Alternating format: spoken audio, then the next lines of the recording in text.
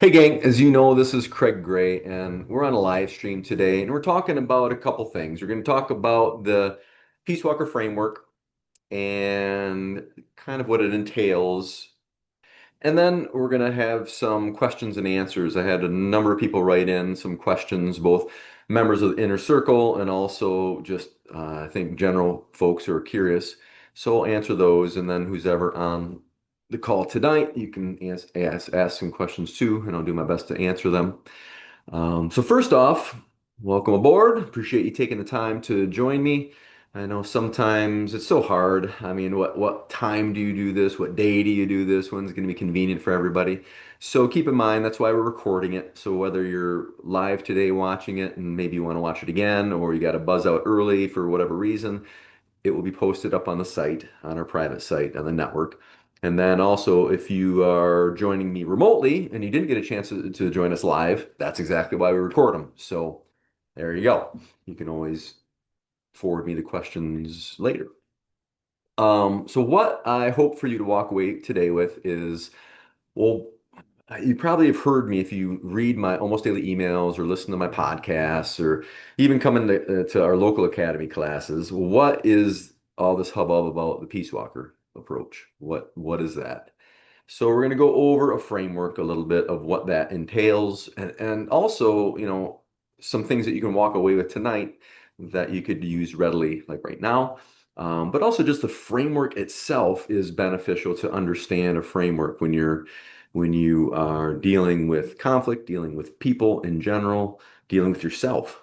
So hopefully you walk away with a little bit more clarity, so maybe a little bit more confidence, just because you have some kind of a framework to go off from.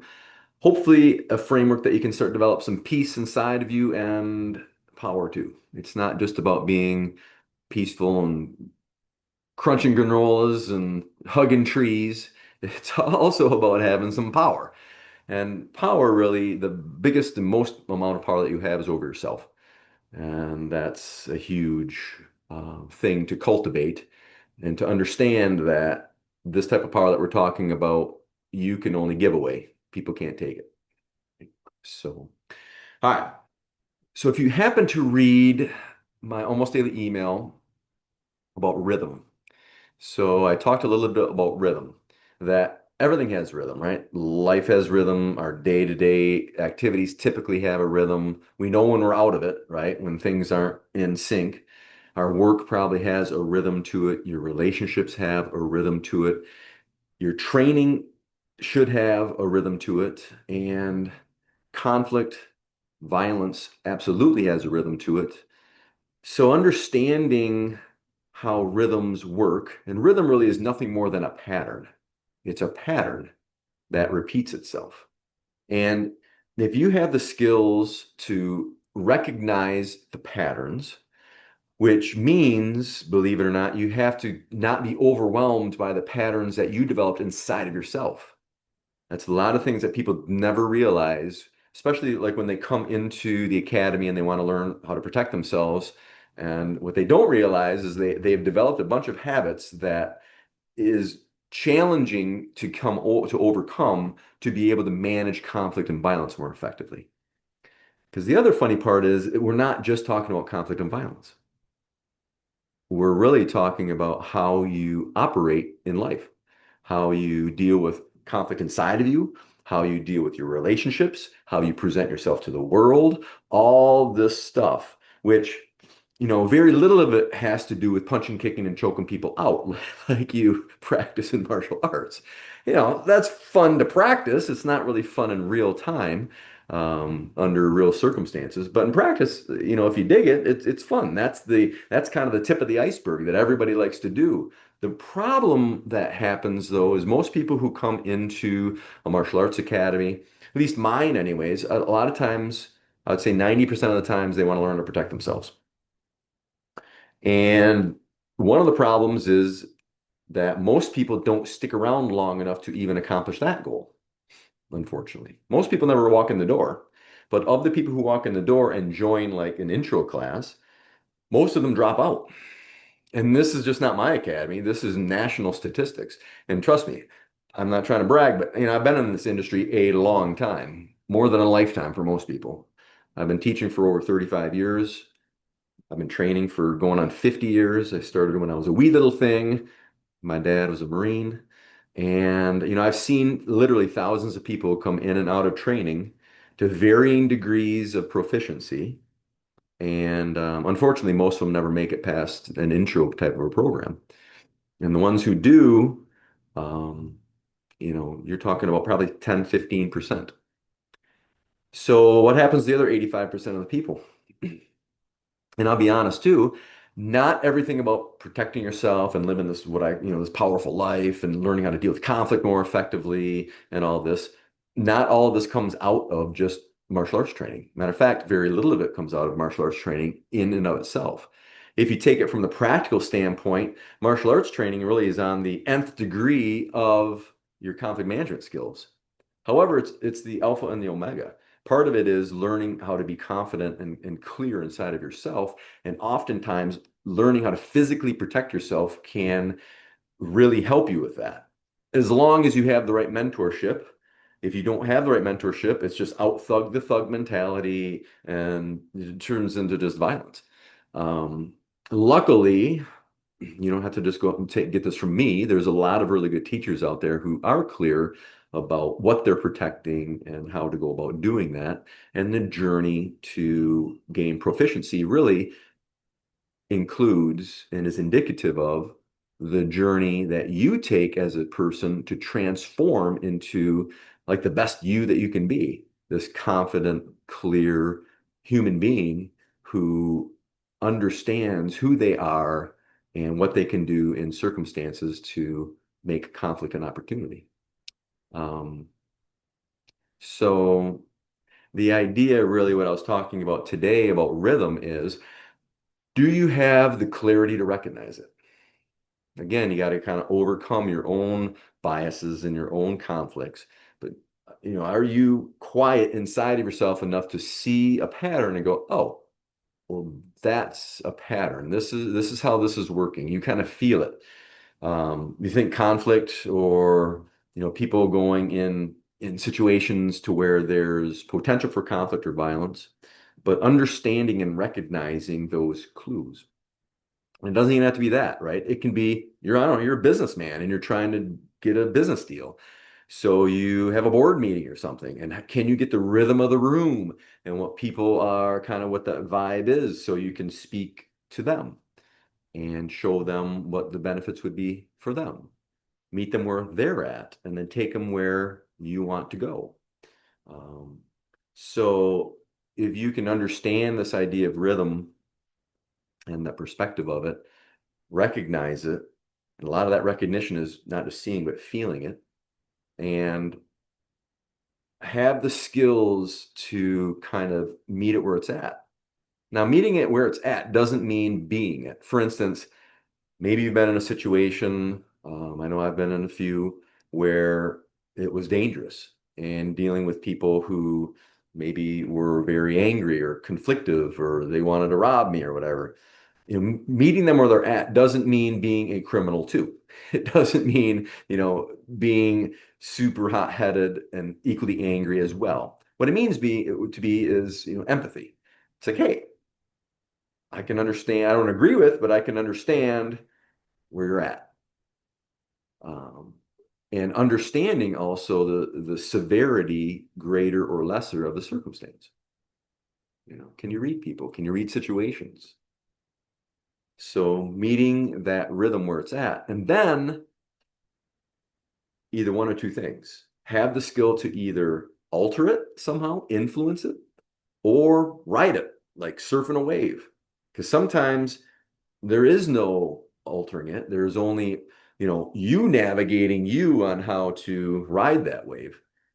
So, and you've seen people do it. You've seen people do it in situations, probably with your family or with your friends or with your colleagues at work, where, they take a circumstance, maybe it's a tense circumstance, and they come in and chill everybody up. Everybody's cool and happy. Again, it doesn't have to be even physical violence or anything, but just people are tense or uptight, and there's certain people that can come in the room, and the room kind of kind of just breathes a sigh of relief. And there's other people, as we all well know, that they can come into a really calm room and turn it into a total shit show, right? Where without even saying a word, sometimes they raise everybody's anxiety and stress levels up to the point to where now there's potential for more conflict or violence. So here's the thing. Why does this matter? This matters because we may have a lot of differences, but we all have one thing in common. And that thing in common is that we all have to deal with people. And with people, indicatively comes conflict. There's no getting around it. I don't care how, I don't know about you, but I've had some lifelong friends that we've had squabbles, right? If you're married, you know exactly what I'm talking about, right? Where it's not always smooth sailing. Matter of fact, there's always going to be sometime, someplace over something that you're not going to get along. Well, how you deal with that conflict makes all the difference, right? And that conflict really starts inside of you because what happens is we reflect on those things that really trigger us most. And sometimes you don't know what they are until it happens. And if you're not really being self-aware, you may not understand why these same things keep happening to you all over and over and over again. You know, why did you lose that job again? Why are you in your third marriage? Why do you always feel disrespected when you talk to people? Why do you feel unconfident like when you speak around groups? I mean, we can go on and on and on. Sometimes it's an outlier, right? We can't go through our life and always be respected. And sometimes there's jerk-offs out there that are going to disrespect you. But if you feel it's happening all the time, and I don't know about you, but I talk to people all the time who often feel disrespected or often feel unsafe or often feel, well, nowadays it's offended or often feel, outraged at things. Well, guess what? I'm the old school, which means tough love sometimes. Well, if you're always feeling that way, who is the common denominator, right? Who's the common denominator? So you got to start dealing with you before you can really start dealing with other people, or at least do it, simultaneously. So, so the idea of making conflict an opportunity is a huge part of this approach of being a peace walker. And it starts off inside of you, but you also need some tangible skills to deal with other people too. So that's some of the things that you got to kind of get. Well, I think the big question is, well, how do you do it? Simple, not easy. Here's a little framework. The framework really starts with you and your mindset and gaining and maintaining what we call baseline. Baseline is being calm, cool, and collected under stress. And I'm going to give you a little exercise before we move on to the second section of this. And I should back up a second. The Peace Walker framework, there's just four principles. So one is mindset. Now there are three adjacent things to mindset. Number one is your ethics. Yes, how you believe and what you value.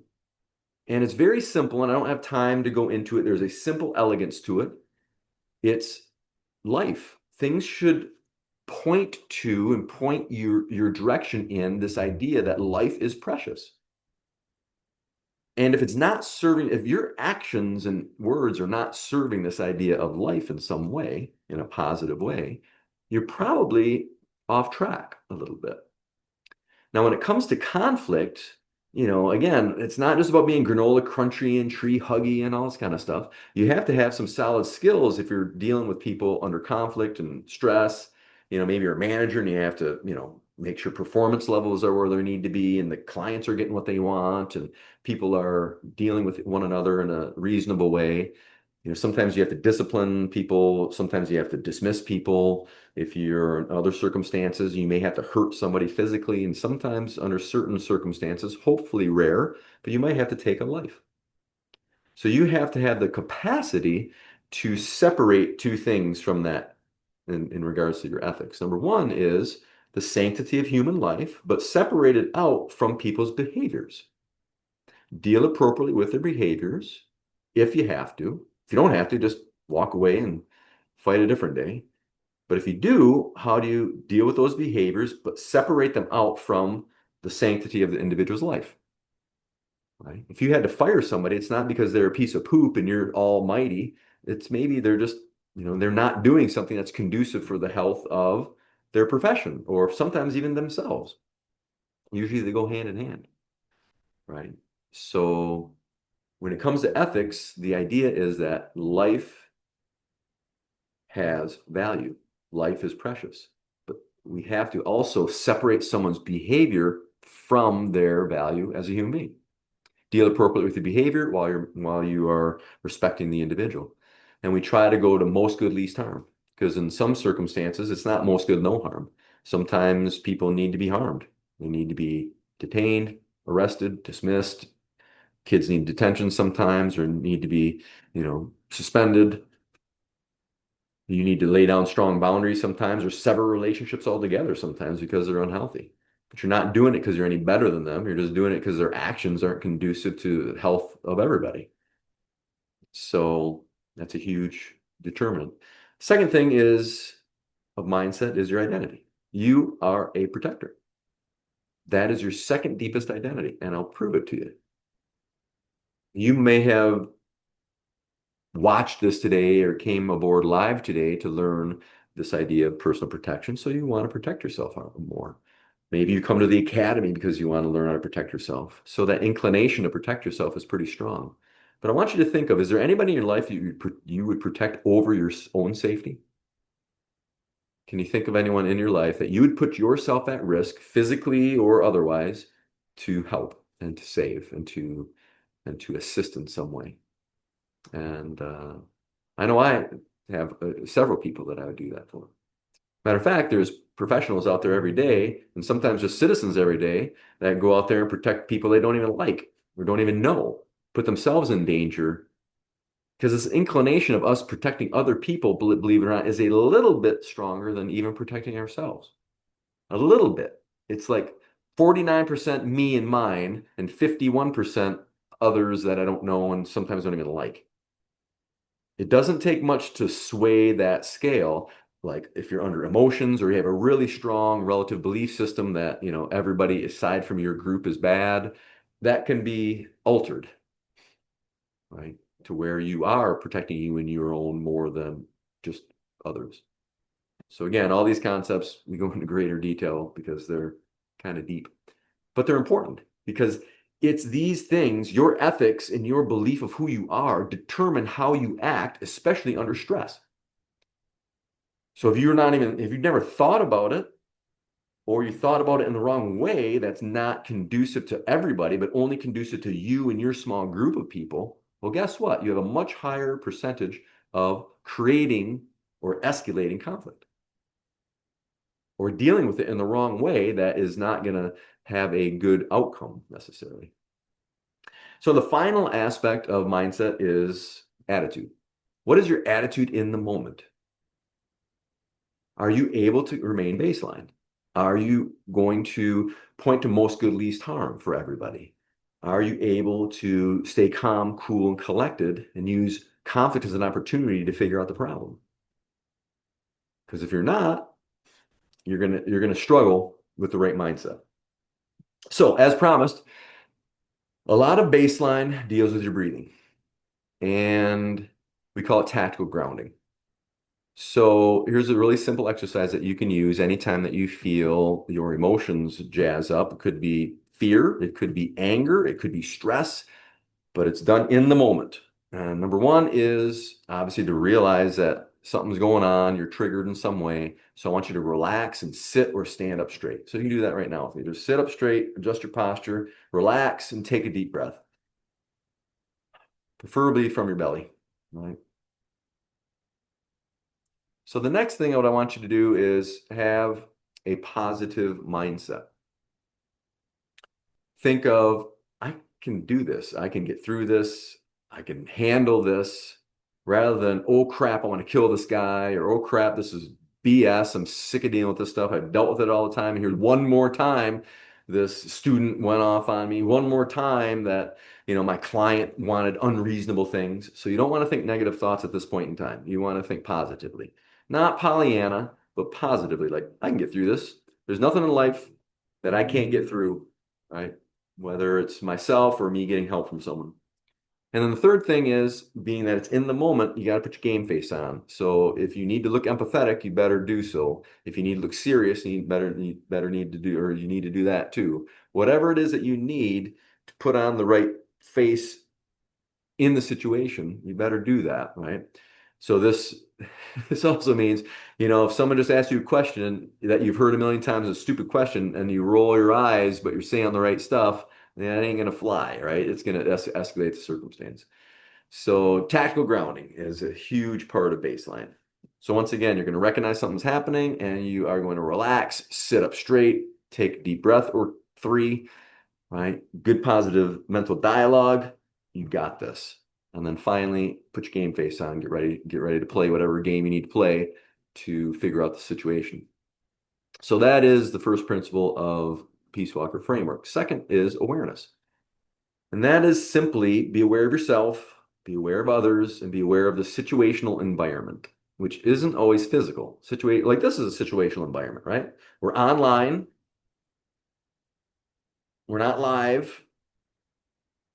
It may be recorded for some people and they're doing it, and may be live for other people, right? But this is a different environment than it was if you met me live and we're doing, different things, or this same talk was conducted after a training. So the situational environment is different.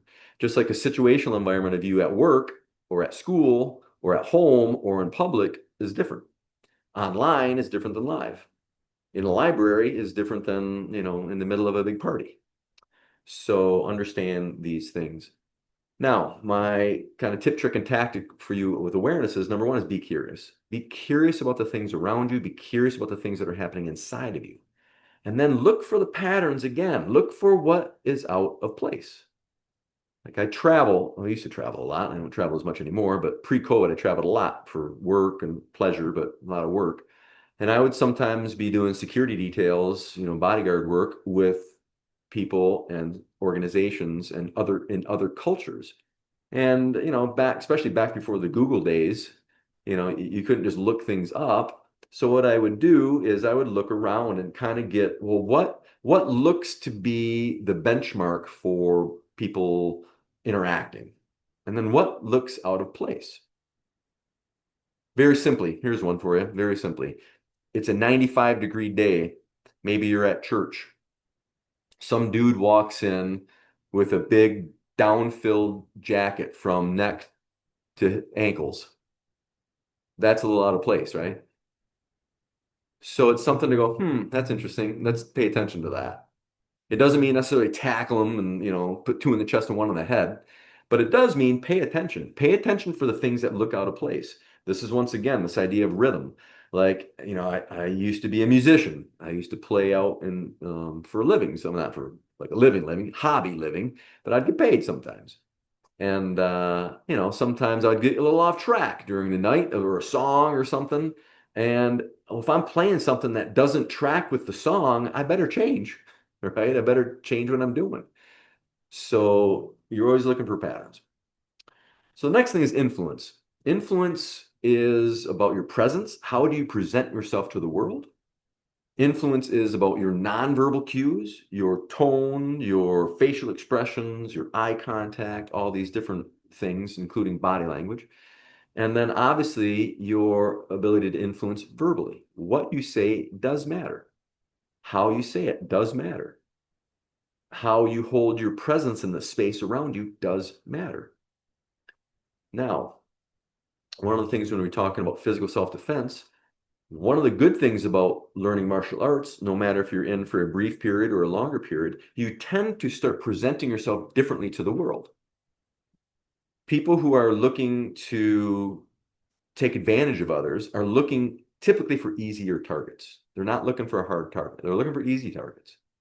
So if you've taken that karate class down at the YMCA, helps you to present yourself more definitively to the world in a confident manner and an aware manner, you have already started to cut down your chances of even getting in an altercation or being attacked or victimized in some way.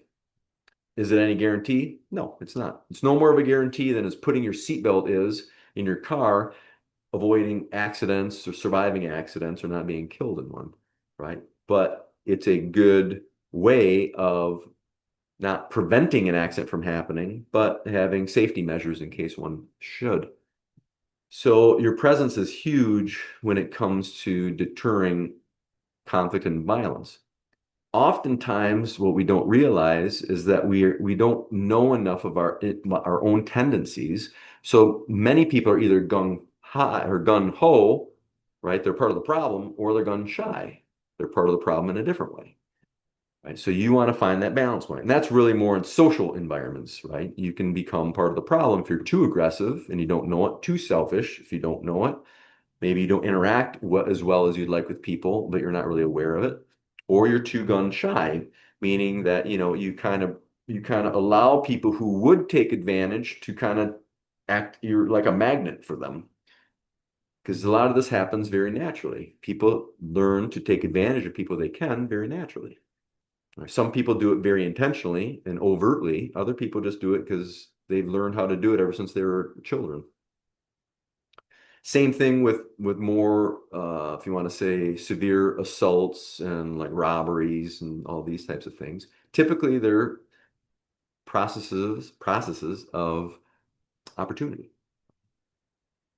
The perpetrator is looking for an easy target, so they're looking for the right circumstance, the right environment, and the right person. It doesn't mean, oh, it's going to be Lisa Glass, or it's going to be John, or it's going to be Craig. It means it's somebody that fits a certain profile, that they appear to be vulnerable and that they have what the person is looking for. So that is this idea of influence. Influence really is relying upon two major things. Number one is your listening skills, your ability to listen.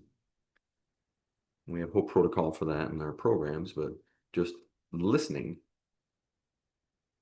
And then the other thing is your ability to tell stories and how you connect yourself and other people with those stories. So the final pillar of this framework is action, which is what everybody likes to do when you're training martial arts, right? It's the action part. And that is very simply this: action to avoid, which means you have to be aware of it in the first place. So you avoid it, you see something happening or potential for something happening, you just avoid it altogether. Escape it. So maybe you're in it, either knowingly or unknowingly, and then you realize, I don't want to be in this, and your ability to disengage, your ability to get out of it. And then finally, your ability to engage. Like, okay, I need to engage in this. Could be verbally, could be physically, emotionally, socially, financially, could be a lot of things. But those are your physical actions. So a little tip, trick, and tactic I would share with you today is called the TAC-ACT, or the tactical action step. So the tactical action sequence here is simply this. You notice something's happening, you're going to assess it. After you assess it quickly, you're going to then determine, well, what is your objective? What's the objective of the circumstance? After that objective, you're going to create a basic, simple plan of what you're going to do. And then you're going to implement the plan or execute the plan. And then you go back to assess. So after you executed it, well, did it work? Did you do what you wanted to do? If yes, then you're good to go. If no, then well, you need to reassess and then reevaluate, maybe change your goal, change your plan, and then execute it again. So that is a very simple strategic approach when you see something: is assess it, determine your objective, create a simple plan, and execute it. For instance, let's say you're in a restaurant and pretty soon you hear screams and there's smoke and somebody's yelling fire. Oh, there's my assessment. There's a fire. I try to assess where it's at and how I get out. There's my objective is, well, how do I get out? How do I get myself and my date or myself and my kids or whatever out the whatever door? Then you make a plan. Oh, the closest door, is it obstructed? Is it not obstructed? Okay, it's not obstructed. So we go towards that door. Let's say we're on the way to the door and a bunch of people rush it. It's like, we can't get in there anymore without getting stampeded. Is there another exit? Oh, there's a back exit. I don't see anybody there. So change your objective, stays the same. In this case, your plan changed, and then you execute that. You change direction, you go out the back door. If you make it out safe, well, then you're good to go. If you didn't, well, then you got to do the same process over again. So there is just a simple tactical action step for you to think about anytime that you need it for whatever reason. All right. Doing decently on time. I'll have you. I'm almost done. Then we take some questions. So a lot of misconceptions about protecting yourself I get all the time. And part of it comes from my martial arts experience. Like I said, I've been training since the 70s. I've been teaching since the 80s. I get a lot of people who come in for self-defense. I teach mainly law enforcement officers. It's probably the demographic that I've taught the most is law enforcement, but also military and security teams and teachers and hospitals and church security teams and women's self-defense, kids anti-bullying stuff. I mean, a lot of the stuff. But there's a lot of misconceptions out there. Number one is that it's mainly a physical skill. When people say, "Oh, I want to learn how to defend myself," first thing they think of is, "Oh, I'm going to go take martial arts." And unfortunately, most martial arts, it only checks a couple of those boxes. It doesn't check all of them. Right now, the flavor of the week is Brazilian Jiu-Jitsu. Now, we were the first BJJ place in town in Grand Rapids, Michigan, and heck, we were one of the first in Michigan. Nobody wanted to do it back in those days, back in the 90s and early 2000s. Now there's one on every corner, and everybody, every time if I had a penny for every time I heard jujitsu come up, I would be, I don't know, I could buy a couple things. And there's nothing wrong with it. It's great. And it can be used for self-defense. It absolutely can be. It's typically not taught that way. Just like, hey, Tai Chi, there's a lot of self-defense moves in Tai Chi. It's not practiced for that purpose typically. So even our class at our brick and mortar academy, some of it's self-defense, some of it's plant the seed now and use it later if you keep practicing it for a couple 10 years. There's martial arts elements to it. There's a little bit of sport element to it. And I would say primarily self-defense oriented, but not entirely. But regardless, most of self-defense, be honest with you, is not physical. Even with weaponry, right? If you get a firearm, get a license to use it, or not use it, but carry it, that is only one small element of learning how to protect yourself. This idea of personal protection isn't just physical. Like we talked about earlier, part of it's about how you present yourself to the world. Are you presenting yourself as an easy target? Are you instigating things to rile things up? How is your ability to stay calm, cool, and collected? How is your ability to verbally communicate with people? Can you distinguish, what's a threat versus what's not? So your awareness skills, all these things that we've been talking about.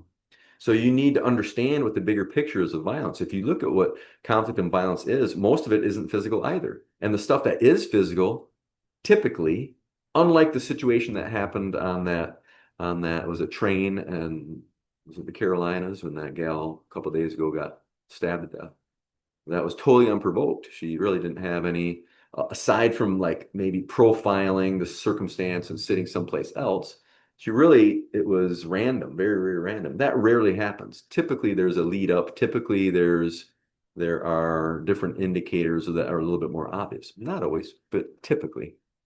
So your ability to communicate, your ability to be aware of the circumstance, the ability to respond to it makes all the difference. Sometimes, yes, it's physical, but really physical, I would say is, maybe 10 or 20% of your training. So it all begins with mindset, right? And understanding how you present yourself to the world and understanding how to deal with conflict inside of you, and then having some tools about dealing with conflict more so than just physical. A lot of it really nowadays can be verbal. Most people are very ill-equipped at verbally communicating, verbally dealing with circumstances. How do I know this? Because this is how I get hired all the time.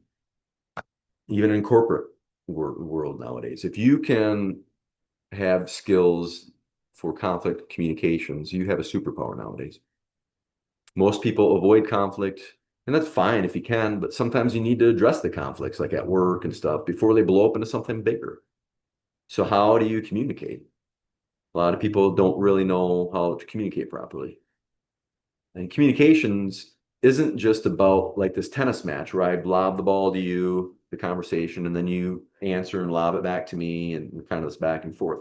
Conflict communications has a structure to it because it's not just about us conversing for either data in the way that we normally think about it or pleasure.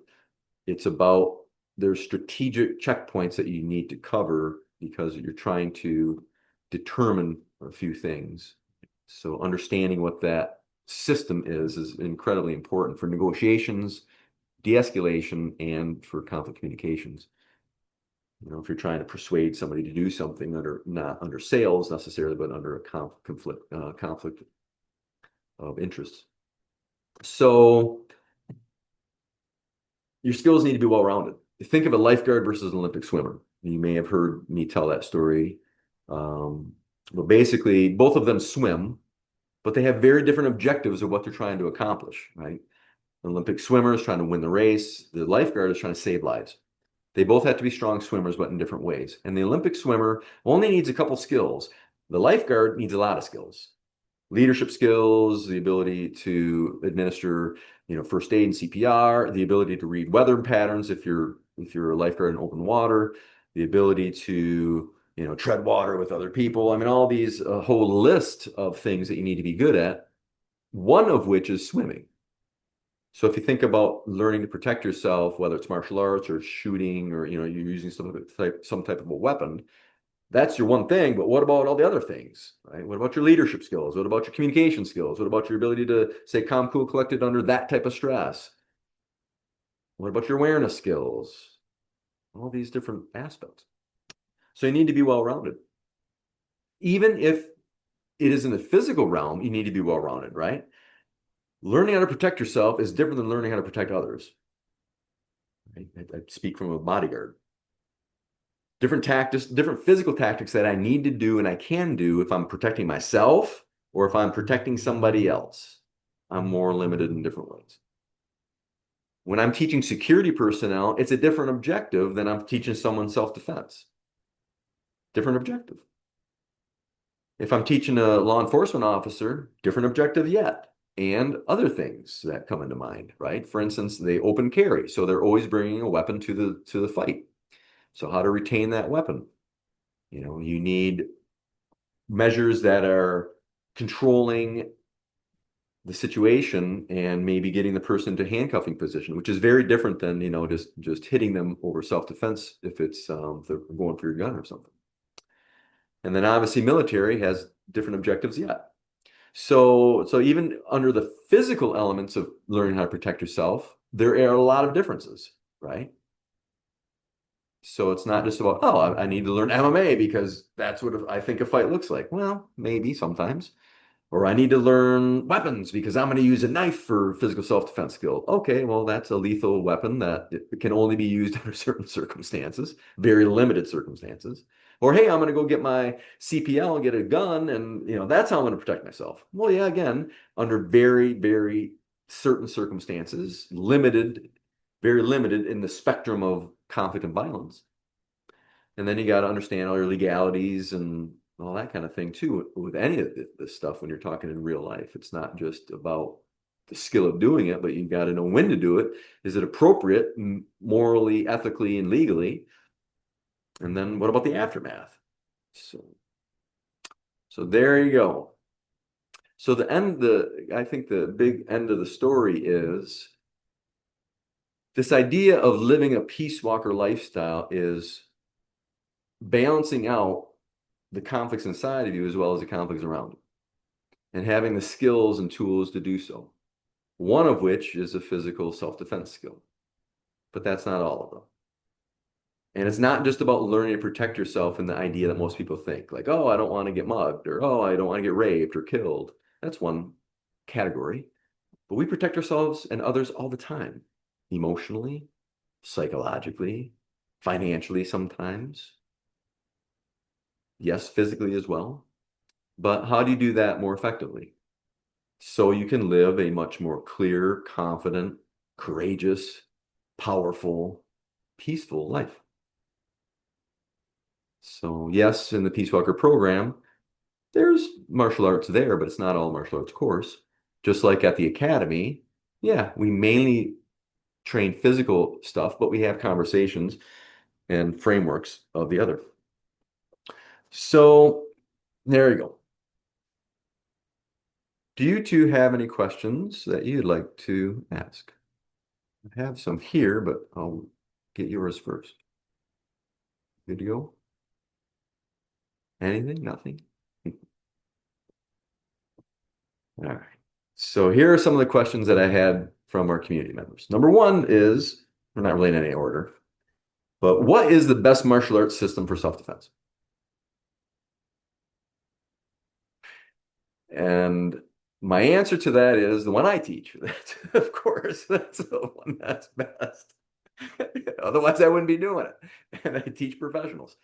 But in all seriousness, I mean, obviously, I do believe in what I teach and how I teach. But mainly, you have to have something that's well-rounded, right? And you have to understand what you're trying to learn.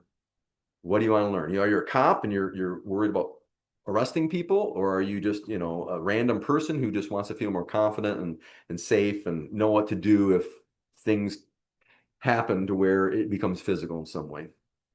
But you want to be well-rounded. You want to find an instructor that is going in the right direction that you want to go in, which may not be sport, may not be art, may not be who knows what. So go to the class, watch it, ask some questions, feel the vibe of it, get the rhythm of the academy. Because if the rhythm of the academy isn't conducive to you, then I would go someplace else.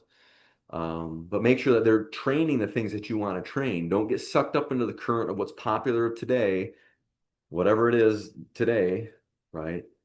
Just understand it's easy to, I think, get off track very quickly. But be well-rounded, find a organization and an individual that can train you who has good ethics and a good heart and good people to train with so you can sustain it, not just wreck yourself. So question number two, how do you train? How do you train? Oh, how do you train with online material at home? I believe they're a inner circle member. You can't treat it like YouTube entertainment. If you just watch it, that is not training. You're just amusing yourself, which is nothing wrong with that. It is a little bit of education, but you need to actually do it. So you really don't need a ton of stuff. You need to train the little things that you are exposed to. So maybe find yourself somebody to train with, preferably probably not your spouse. That's either good or bad. There's no in between usually. I would say no. Try to find someone who you can train with if you're talking the physical stuff. And when I say that, even the verbal stuff, because on the inner circle, we go through the whole conflict communications system too. So you need somebody to kind of practice with. And you can also practice in the air, you can practice doing the moves, whether it's verbally or physically, you can practice those alone. I do it all the time. Right? I practice moves that I'm working on in the air. Obviously, I try not to make a display of it. And the same thing with the verbal stuff. Like, I speak a lot, probably too much, but I speak a lot. I'm hired a lot to speak. So I train and I practice talking. I will go through like this presentation today. I went through it several times. I wrote it down. I did it in a mirror. I did it, walk through on Zoom, watch myself. Unfortunately, I watch myself way too much, but find something to practice with.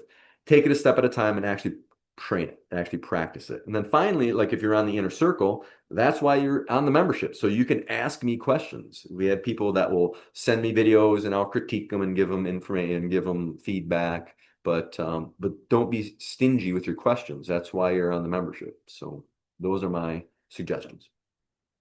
Oh, this is my favorite one. How long does it take to get proficient? I don't have a good answer for it. There's too many what ifs. I will say this though. The people who do the best at any of this stuff are the people who engage the most. You get out of it what you put into it, right? If you do nothing more than watch the videos and then that's it, you're gonna suck. You're not gonna get good at it. Just like if you're at the physical academy, if you sign up and only show up once a month, well, guess what? You're probably not going to remember what happened the month prior. The people who do the best, attend the most, practice the most, and they have the shortest, I think, learning curve. Trust the process. Not my first rodeo. I'm not trying to ingratiate myself, but I've trained thousands of people over decades. It's not rocket science in that regards. Trust the process and do the work. That's how you're going to get better at it, period. And also that goes with like all the Peace Walker stuff we're talking about. Determining what your habits are and if they are conducive for you, that's a huge thing, right? And that takes a lot of time. So do the work and let me know if I can help. Only a couple more questions. Um,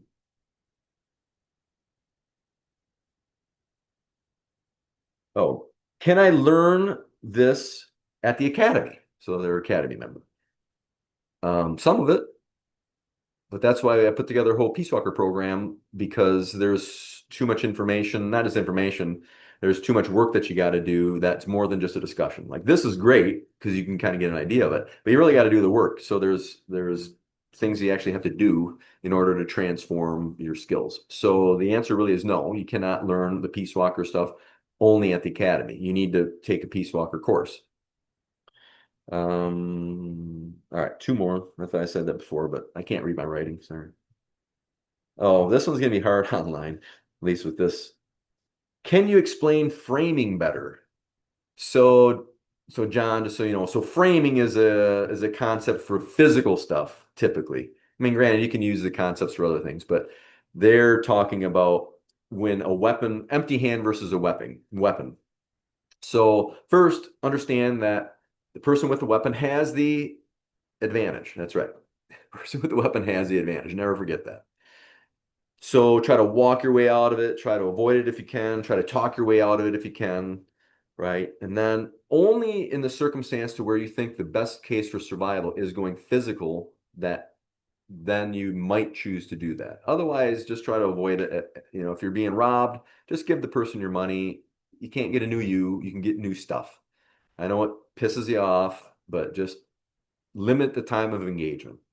So if it comes to the point to where you choose to go physical because you think that that's the best case scenario for your survival or the survival of somebody else, then the three C's: clear the body from danger, control the weapon, conquer the threat. Clear, control, conquer. Now, obviously, I'm not in an area where I can show you how to do that. You have to come to the academy, or you can see it. We've got whole modules on it for knife defense and pistol defense on the inner circle. But and specifically framing is putting my body parts in a spot to where I frame the weapon. Basically, I put my body that I'm going to use to defend myself in a spot, in a physical place to where I can do something before they can react to it. If you know baseball, you know a lot of times they'll lead the bases, right? So they'll at first base they'll get halfway to second base so they can kind of make up that time quicker than going all the way from base to base. You're going to steal second, so to speak. Framing is basically the same thing, right? So for instance, let's say there was a gun pointed to my forehead. I wouldn't have my hands like way up or way over here or any of this. I would be framing near the weapon. And you got to look like it's nonchalant. Now, it doesn't just have to be your hands. It could be any part of your body that you want to have the right position in order to protect yourself. So that's framing. Best I can explain it here without showing you. Last question.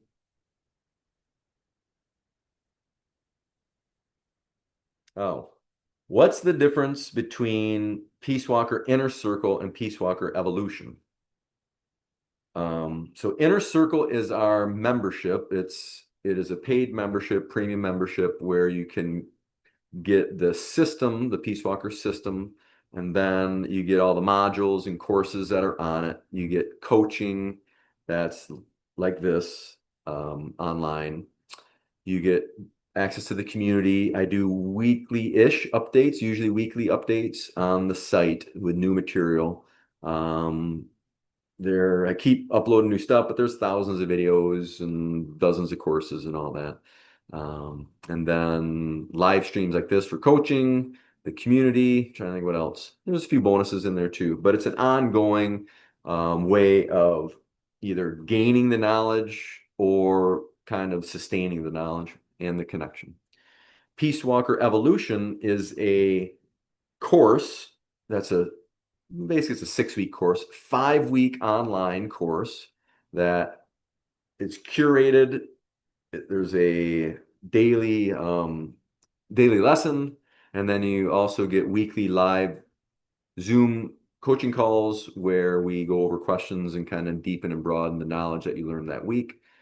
Then all that framework that we built and the foundation that we built goes into preparing you for the 3.5-day live in-person retreat at a lodge here in Michigan. Right now it's called Barothi Lodge that we go to up on the Pure Marquette River, where we stay together for the weekend, the long weekend. We bond, we do all the physical training, we do the scenarios.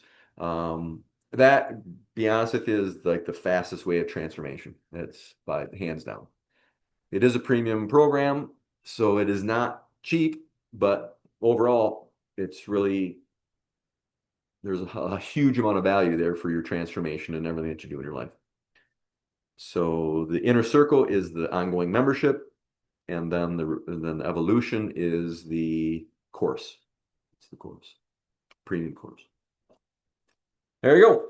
You two think of any questions? No? Yes? John? Lise? You have something, John? If you do, you have to unmute yourself. No, you're good? I don't know if you had your hand up. All right. Oh, Oh, there go we go. ahead. Sorry. I was just trying to unmute myself. Can you hear me? Yep. Okay. No, I didn't have any questions. I wasn't trying to ignore you. I don't want to be rude. No. Nope, you're great. All right. So we're wrapping this up. I know it was way more than half an hour. Sorry. Not a problem. I didn't time myself well enough, apparently. Um, so just wrap this up. So first off, I just want to thank you for joining me today. I appreciate you taking the time. If hopefully some of this did help you in some way or could help you in some way. If you have any questions on things, feel free to reach out to me and I'll help you as best I can. Hopefully you are on our free network, Peace Walker free network already. If you want to jump up to the inner circle so you can get the Peace Walker actual course, you can do that. Evolution for this next evolution is a little over half full. It's a small course. We got a maximum, I think we run maximum of like 14 people. I think we've got 8. So we got a few openings on that. If that's of interest, reach out to me. I'll get you information on that. And aside from that, keep going. So let me know if I can be of any help. Hopefully this live stream helped in some way. And I'll catch you around next time. So thanks for joining me. Take care.